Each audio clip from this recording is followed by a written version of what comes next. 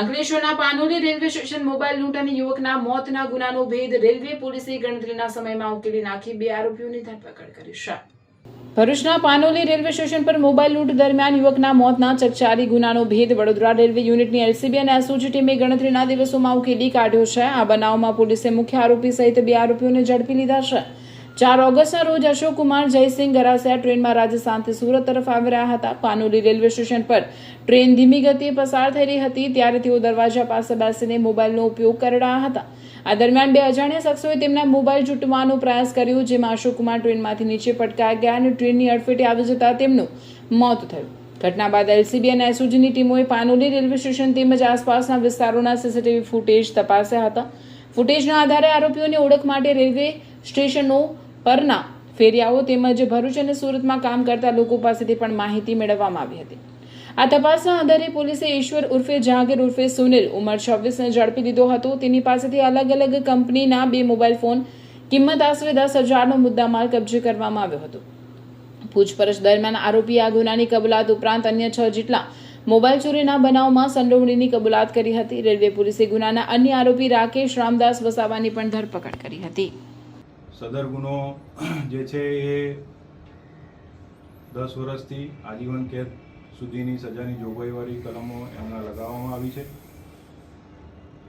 અને તમામ ઉપરી અધિકારીઓની સૂચનાથી પશ્ચિમ રેલવે વડોદરા યુનિટના એલસીબી, એસઓજી તેમજ ભરૂચ પોલીસ સ્ટેશનની કર્મચારીઓની અલગ અલગ ટીમો બનાવીને અજાણ્યા જે ઈસમો છે એમની શોધખોળ કરવામાં આવી અને પાનોલી રેલવે સ્ટેશનના તેમજ બહારના વિસ્તારના બધા સીસીટીવી કેમેરાને બધું ચેક કરતા તેમજ હ્યુમન ઇન્ટેલિજન્સથી બધી ખાતરી તપાસ કરતા જણાઈ આવેલ કે આજે આરોપી છે તે ટોટલ એ લોકો 3 જણા હતા અને 3 જણા સવારમાં પ્લેટફોર્મ ઉપર આવેલા હતા અને તેઓએ આ મોબાઈલ કોઈપણ પેસેન્જર આવી ધીમી ટ્રેન જતી હોય એમાંથી પેસેન્જરનો મોબાઈલ પાડીને પોતાનો ખર્ચો કાં તો ગુજરાન ચલાવવા માટેને એ લોકોએ અંદર ચર્ચા કરીને નક્કી કરેલું હતું।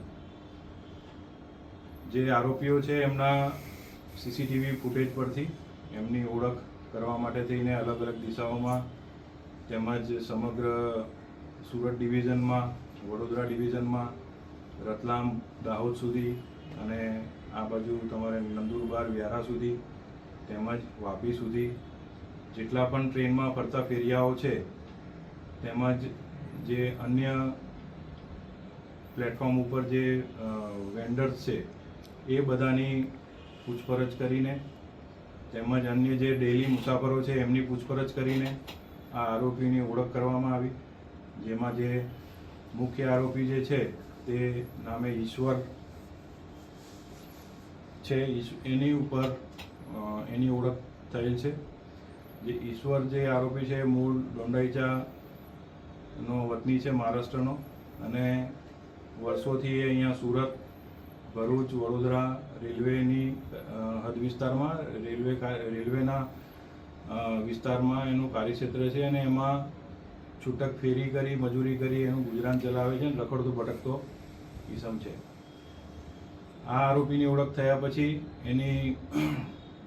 એનું ગુનાહિત ભૂતકાળ બાબતે તપાસ કરવામાં આવી છે, જેમાં એની ઉપર કુલ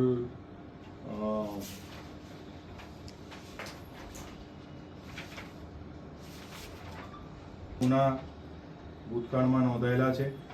ભૂતકાળમાં એ સુરત શહેર પોલીસ સ્ટેશન સુરત શહેરમાં પણ એના ઉપર પાસા પણ કરવામાં આવેલી હતી।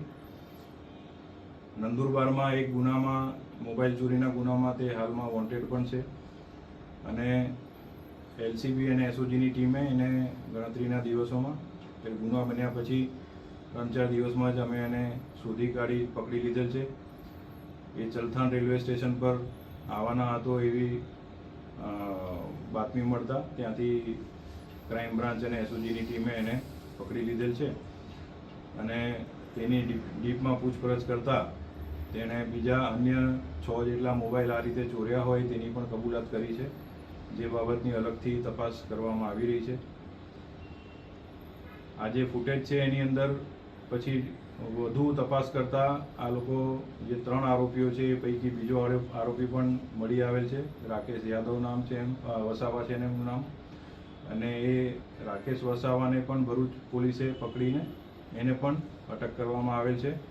તેમજ આજે મુખ્ય આરોપી ઈશ્વર છે એને પણ ગુનાના કામે એરેસ્ટ કરવામાં આવેલ છે અને વધુ તપાસ કરીને એમના રિમાન્ડ લઈને આગળની કાર્યવાહી કરવામાં આવી રહી છે.